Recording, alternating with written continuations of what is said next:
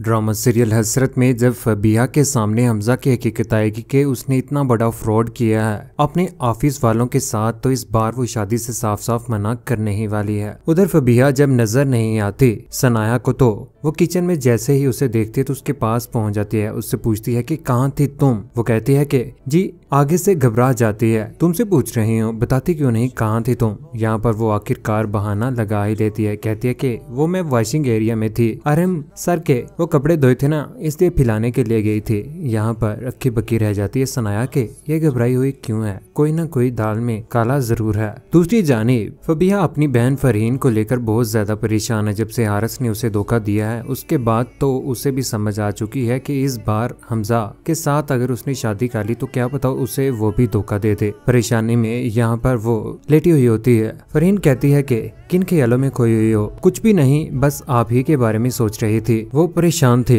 फरहीन कहती है कि वो अलग बात है, लेकिन इस वक्त तुम मेरी फिक्र में अपनी फिक्र छुपा रहे हो। ऐसी बात कोई भी नहीं आपी। मेरा तो बस नहीं चल रहा कि पूरी दुनिया की खुशियाँ आपके दामन में रख लूं। यही बात सुनने के बाद यहाँ पर फरहीन बहुत ज्यादा खुश होती है कि उसकी बहन को उसकी कितनी फिक्र है, लेकिन वो नहीं जानती हकीकत के फबिहा के दिल में क्या चल रहा है। फबिहा के दिल में तो सिर्फ और सिर्फ अरहम ही चल रहा है, पैसेदार मालदार। उसकी माँ भी इस बार यही चाहती है कि जितनी जल्दी हो सके इन दोनों का निकाह करवा दिया जाए। इस बार वो बहुत बड़ा ड्रामा करने ही वाली है। यहाँ पर वो लैंटर्न पकड़कर मिरर के सामने अपनी तरफ देख रही होती है कि कितनी वो खूबसूरत है, क्या अरहम भी उसके ऊपर फिदा हो जाएगा। यही सोचों में इस बार वो गुम है। दूसरी जानिब हमजा बहुत ज्यादा परेशान, आंखों में आंसू लिए हुए यहाँ पर अकेला बैठा हुआ परेशान होता है कि इस बार फबिहा भी हमजा को समझाने की कोशिश करती है। कहती है कि मेरी फिक्र छोड़ो हमजा, अपनी फिक्र करो, नौकरी के बारे में सोचो। यहाँ पर वो सारी की सारी बातें इस बार हमजा उसे भी बता देता है कि ऑफिस में ये मामला चल रहे हैं, 10 लाख का घपला हुआ है, मेरे ऊपर इल्जाम आ रहा है, अगर मैंने कुछ ही दिनों के अंदर ना लुटाए तो मेरे ऊपर केस हो जाएगा। यही बात इस बार वो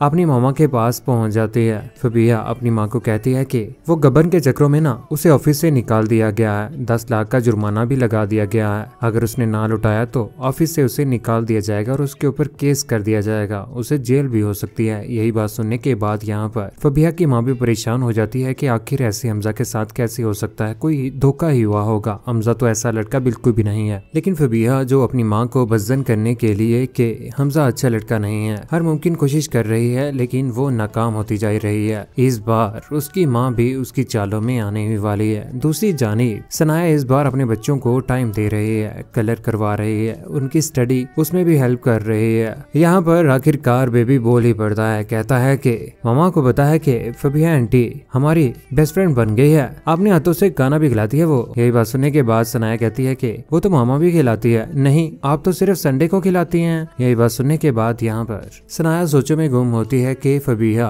बच्चों के दिल में भी मोहब्बत पैदा करने में कामयाब हो चुकी है। दूसरी जानिब रिफत बेगम की तबीयत ठीक नहीं है। यहाँ पर आखिरकार उन्हें इंसुलिन लगा दी जाती है, इंजेक्शन लगाया जाता है, उसे जरा भी होश नहीं है। यहाँ पर अरहम को कॉल की जाती है कि फौरन से ऑफिस में से घर वापस आ जाओ, छुट्टी लेकर, बेटा जितनी जल्दी हो सके आ जाओ। जैसे वो यहाँ पर पहुँचता है तो फबिहा को अपनी माँ का ख्याल रखता हुआ देखकर वो बहुत ज्यादा खुश होता है। रिफत बेगम कहती है कि आज इसकी वजह से तुम्हारी माँ जिंदा है, सनाया ने तो कोई भी कसर नहीं छोड़ी थी बेटा मुझे जान से मारने की। यही बात सुनने के बाद यहाँ पर अरहम को भी इस बात के ऊपर गुस्सा आ जाता है कि किस तरह की मेरी बीवी है जो मेरी माँ का जरा भी ख्याल नहीं रख रही। वो कॉफी दी थी उसी के अंदर शुगर मिला दिया था, मुझे समझ नहीं आती कि इसे इस बात का अंदाजा भी था कि मुझे शुगर है। ये तो फबिहा का मैं शुक्रिया अदा करती हूँ जिसने मुझे बचा लिया है। अरहम भी शुक्रिया अदा करता है फबिहा को और कहता है कि मैं कभी भी तुम्हारा एहसान नहीं दे सकता कि जिस तरह से तुम मेरी माँ का ख्याल रख रहे हो। जिंदगी में मुझे मौका मिला तो मैं कभी भी तुम्हें खाली हाथ नहीं लौटाऊंगा, अगर तुम्हें जरूरत हुई तो। वो फौरन से बाहर जाकर टेरेस के ऊपर कॉल कर देता है सनाया को, कहता है कि जिस तरह की तुम हरकत करके गई हो ना, इस बार मैं तुम्हें छोड़ूंगा नहीं, अगर मेरी माँ को कुछ भी हुआ ना तो मुझसे बुरा कोई भी नहीं होगा।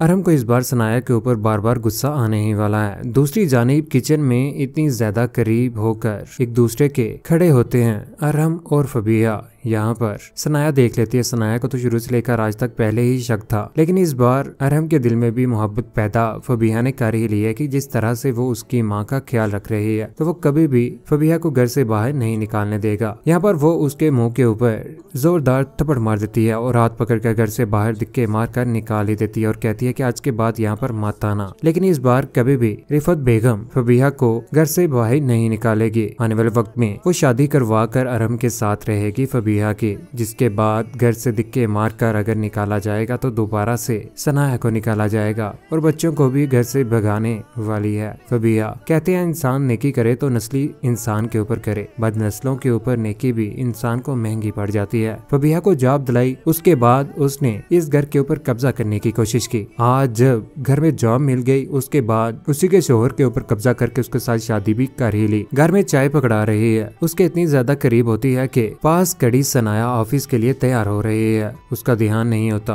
वे एक दूसरे की तरफ देख रहे होते हैं। फबीहा का बुरा अंजाम कौन कौन देखना चाहता है, जिस तरह से वो सनाया के साथ गलत कर रही है, और रिफत का भी जो अपनी बहू के साथ गलत कर रही है और अपने बेटे के साथ भी। अपनी कीमती राय का इज़हार नीचे कमेंट सेक्शन में जरूर दीजिएगा। चैनल को सब्सक्राइब करने के बाद बेल का बटन जरूर दबाइएगा। अपना ख्याल रखिएगा, दुआ में याद रखिएगा। अल्लाह हाफिज।